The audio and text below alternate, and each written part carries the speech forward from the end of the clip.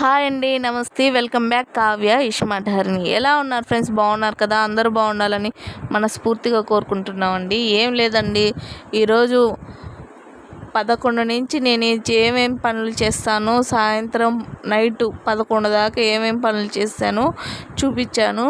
చూసి ఆనందించండి. మా వీడియో కానీ నచ్చినట్టయితే ఒక చిన్న లైక్ చేసుకోండి, సబ్స్క్రైబ్ చేసుకోండి. ముందు ఇంకా మంచి వీడియోలు కావాలంటే కామెంట్ చేయండి. చూసారు కదా, నేను టిఫిన్ పని అయిపోగానే పైకి వచ్చేసానండి. పిల్లలకి భోజనం వండాలి కదా, ఇవి వండేసిన తర్వాత మళ్ళీ పిల్లల్ని తీసుకొచ్చి స్కూల్కి పంపించాలి. తినిపించేసి స్కూల్ అమ్మిడే కాబట్టి మళ్ళీ మధ్యాహ్నం లంచ్కి ఇంటికి తీసుకొచ్చేస్తామండి. అందువల్ల క్యారేజ్ పెట్టను, అందుకని ఇంటికి వచ్చి తినిపోతారు. తర్వాత వచ్చి ఏం చేసేసాను అంటే, టిఫిన్కి వేసుకున్నాను కదండి, అవి నైట్ మళ్ళీ టిఫిన్కి కూడా కలిపి పెట్టేసుకొని వచ్చాను. మళ్ళీ వర్షం కూడా పడిందండి ఈరోజు. చూడండి, ముందు ఒక గిన్నె తీసుకున్నాను చిన్నది, దాంట్లో కొంచెం కూరలు వేసానండి చిన్న గ్లాస్తో. ఇది పాపకి బాబుకి ఇద్దరికి సరిపోద్దండి. పాప కోసం చేస్తున్నాను కూరల వరకు. మళ్ళీ అన్నం కూడా వండుతానండి. ఇది కొంచెం వరకు పాపకు పెరుగు వేసి పెడదామని చేస్తున్నాను. దీన్ని బాగా కడిగేసి పొయ్యి మీద పెట్టేసుకుంటానండి. 2-3 సార్లు కడిగితే సరిపోద్ది.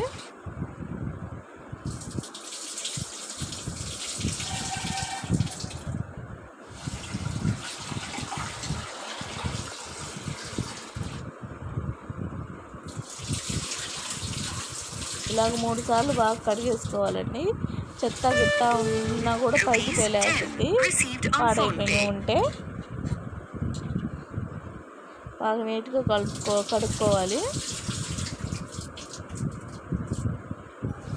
కొంచెం వాటర్ పోసేసి పొయ్యి మీద పెట్టేసి, పొయ్యి ఆన్ చేసి పొయ్యి మీద పెట్టేస్తే ఉడుకుతూ ఉంటుందండి. అంత లోపల మనం బెండకాయ ఫ్రై కూడా చేసుకుందాము. పిల్లలకి వాటికి అన్నీ కోసుకోవాలి కదా, రెడీ చేసుకుంటాను. ఇంకొక పొయ్యి ఉంది కాబట్టి ఖాళీగా దాని మీద వేసేసానంటే పిల్లలు స్కూల్ టైంకి టైం అయిపోతారు. అందువల్ల ఫాస్ట్గా చేసేస్తున్నాను. ముందుగా తలా తోకలు ముందు కట్ చేసి పెట్టేసుకున్నానండి. ఇంకా అన్నీ ఒకదాని తర్వాత ఒకటి ఇలా కట్ చేసేసుకుంటాను. కిలో తీసుకున్నానండి బెండకాయలు.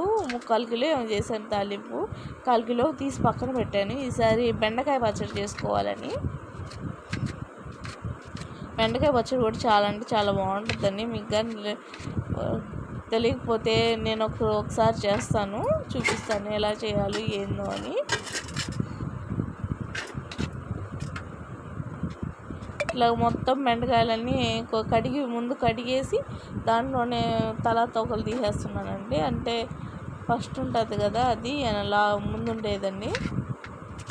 2 తీసేసిన తర్వాత ఇట్లా కోసేసుకుంటున్నాను. తాలింపుకి కాబట్టి కొంచెం లావు ముక్కలుగానే ఉంటేనే బాగుంటుంది, కానీ నేను కొంచెం సన్నగా ముక్కలుగా కోసేసాను.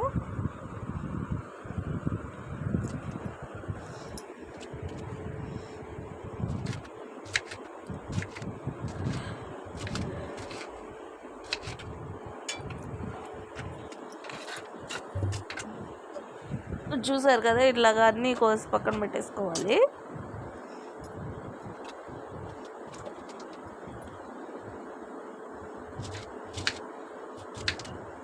ఒక్కొక్కటి కోస్తే లేట్ అయిపోద్దని నేను ఫాస్ట్గా కోయాలని చూడండి 4-5 ఒకసారిగా పట్టుకొని కోసేస్తున్నాను. కత్తిపీటతో అయితే ఇంకా బాగా వస్తుందండి ఫాస్ట్గా. ఈ కూరలు అనేవి ఉడికిపోయాయండి, అందుకని గెంజి వంచేస్తున్నాను. ఈ కూరలు పెరుగన్నంలోకి అయితే చాలా బాగుంటాయి. ఎవరు తినలేకున్నాము అనేవాళ్ళు కూడా పెరుగన్నం వేసుకొని, అంటే ఈ కూరలు వేసుకొని పెరుగు వేసుకొని కొంచెం సాల్టు వేసి బాగా కలిపేయాలండి. కలిపేసి నిమ్మకాయ ఊరగాయ ఉంటుంది కదా, అది కానీ వేసుకొని తిన్నారంటే మీరు ఎంత అన్నమైనా తినేయచ్చు, ఇబ్బందే లేదు.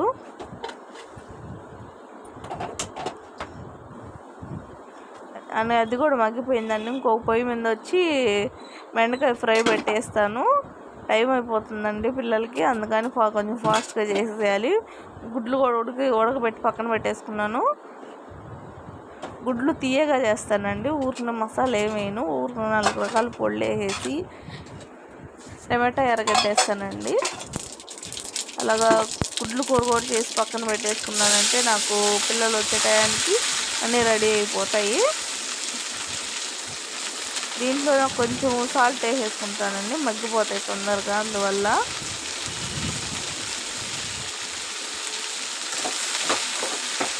అటు ఇటు కలిపేసి ఒక 5 నిమిషాలు కానీ వదిలేసామంటే ఉడికిపోతాయి. ఇవి సిమ్లో పెట్టేశానండి, మూత పెట్టాను. మూత అసలుకి అవసరం లేదు, మూత ఉంటేనే ఇంకా నీళ్ళు దిగుతాయి. అందువల్ల మూత పెట్టకుండా కానీ ఇంకా బాగుంటుంది. చూడండి, పిల్లలకి స్కూల్ టైం అయిపోయింది కదా, ఇంకా కిందకి అంగట్లోకి వచ్చేసాను. మా ఆయన్ని పంపించేస్తానండి పిల్లల్ని తీసుకురమ్మని.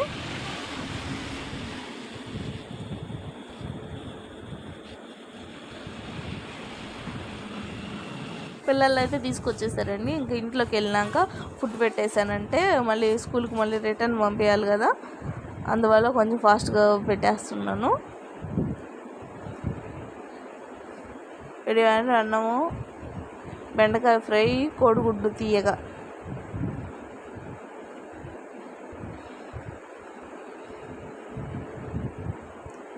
ఇలాగా అన్నం వేసి ఇచ్చేసానండి అన్ని ప్లేట్లలో.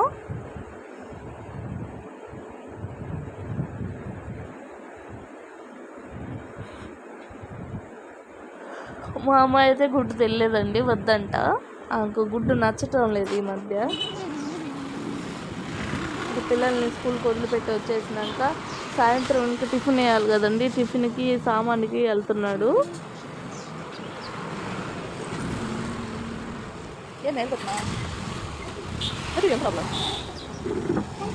పిల్లల్ని ఏమో స్కూల్ నుంచి తీసుకొచ్చేసాడండి మళ్ళీ మధ్యాహ్నానికి. ఆయన టిఫిన్ సామాన్ తెచ్చే లోపల నేను అంత లోపల రెడీ చేసేసుకుంటాను, అన్నీ కలిపి పక్కన పెట్టేసుకున్నానంటే ఆయన సామాన్ తెస్తే ఇంకా ఒట్టి నూనె ప్యాకెట్లు అవసరము అయిపోసేసి ఆ లోపలే సగం పని అయిపోద్దండి నాకు. ఆయన వెళ్ళొచ్చే లోపల గ్యాస్ ఇంట్లో ఉండింది, లోపల ఉండింది, బయటికి తెచ్చి బిగించేసుకుంటున్నాను. ఇది బిగించిన తర్వాత బోండా పిండి కలిపి పక్కన పెట్టేస్తానండి. ఈ పిండిలో బోండా పిండిలో కొంచెం గట్టిగా కలుపుకోవాలండి, ఎక్కువగా లూజ్గా కలిపామంటే బోండా బాగా రాదు, అందువల్ల కొంచెం గట్టిగా కావాలి. ఇది బోండా పిండిలో కొంచెం మైదా కూడా వేసానండి, కొంచెం మైదా వేసాను. పక్కన ఉండేది మినపప్పు, వడకండి, ఇది రెడీ చేసుకోవాలి. ఇది కూడా మిక్సీ పట్టుకొని సామాను కూడా తెచ్చేసాడండి మా ఆయన. బోండాకి కలిపి ఇచ్చేస్తున్నాను. బోండా కలిపేసిన తర్వాత పైన కొంచెం మైదా, సాల్టు, అంటే ముందు కలిపేటప్పుడు నేను ఉప్పు వేసుకోను, అందువల్ల కొంచెం సాల్టు, కొంచెం సోడా ఉప్పు వేసి 3 బాగా మిక్స్ చేసి కలిపేస్తున్నాను.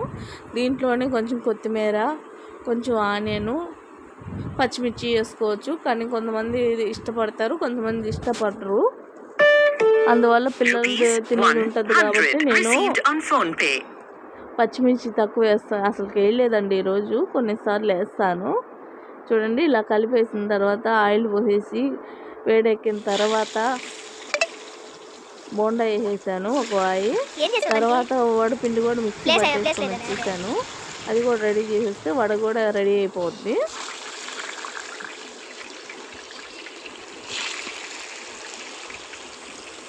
చూడండి, వల్ల ఆకుడి ఒక వాయి వాళ్ళు వేసేస్తున్నాను. చూడండి, అక్కడ ఉన్నాయి, ఇది లాస్ట్ వాయి, ఇవి కూడా వేసేసానంటే పని అయిపోద్ది. ఇలాగా అన్నీ ఒకదాని తర్వాత ఒకటి మొత్తం వేసేసుకొని బాగా వేగిన తర్వాత తీసేసి పక్కన పెట్టేసుకుంటే సరిపోద్ది.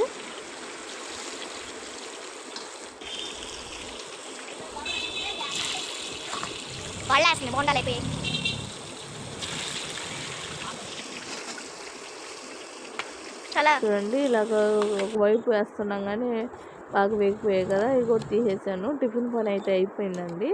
ఇంకా టిఫిన్లోకి చట్నీ అయిపోయింది, కారం అయిపోయింది, అందుకని మళ్ళీ వేసాను. ఇప్పుడు మిక్సీ వేసాను. చట్నీ రొంత కారం రొంత మిక్సీ వేసి ఇచ్చేస్తానండి. ఇది వచ్చి ఉదయానికి అల్లం పచ్చడికి, ఇది వచ్చి ఉదయానికి ఇడ్లీ రవ్వ మినపప్పు అండి, అది మినప్పిండి. ఇడ్లీ కూడా కలిపి పక్కన పెట్టేసానంటే ఉదయాన్నే రావను ఇడ్లీ పెట్టేసుకుంటాను, ఇంక పని తగ్గిపోద్ది. అందులో పులవాలి కదండి ఇడ్లీ పిండి అయితే, అందుకని ఇప్పుడే కలిపి పక్కన పెట్టేస్తాను. ఇలాగా మొత్తం ఇడ్లీ రవ్వని ముందుగా నానబెట్టుకోవాలండి. నానబెట్టుకున్నామంటే ఇడ్లీ బాగా స్మూత్గా బాగా వస్తుంది.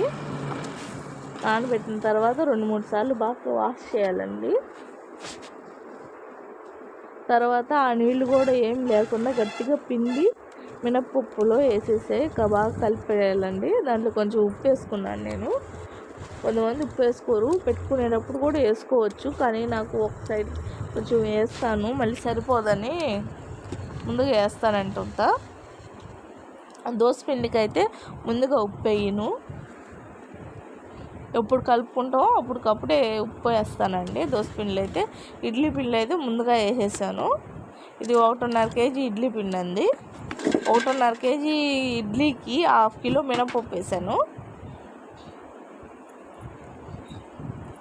కలిపి పక్కన పెట్టేసాను కదా, ప్లేట్ కూడా తీసుకుపోయి మూసేసి దాని మీద ఇంకా అది ఉదయాన్నే దాని పని.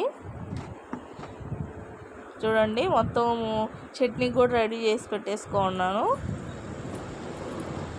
ఈ అల్లం చట్నీకి. అది ఇలాగ మొత్తం పని అయిపోయింది కదండి, ఇంట్లోకి వెళ్ళిపోతున్నాను. గ్యాస్ కూడా ఆపేసి ఇంక ఇంట్లోకి వెళ్ళిపోతాను.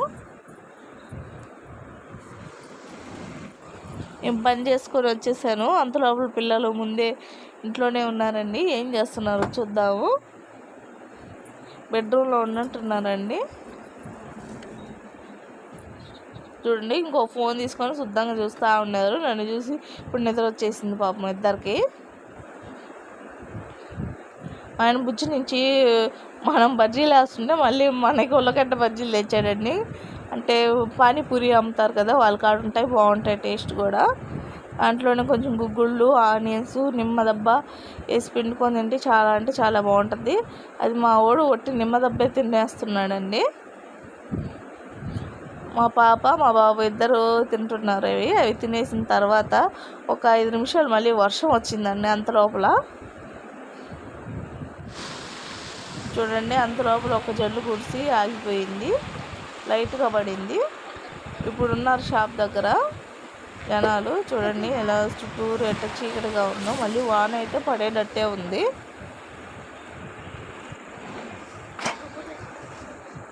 మా వాళ్ళు ఈ వాన పడుతుందని వచ్చి చూస్తూ ఉన్నారు. ఆగిపోయిన తర్వాత వచ్చారులేండి బయటికి. మా వీడియో కానీ నచ్చినట్టయితే లైక్ చేయండి, షేర్ చేయండి, కామెంట్ చేయండి. Please subscribe.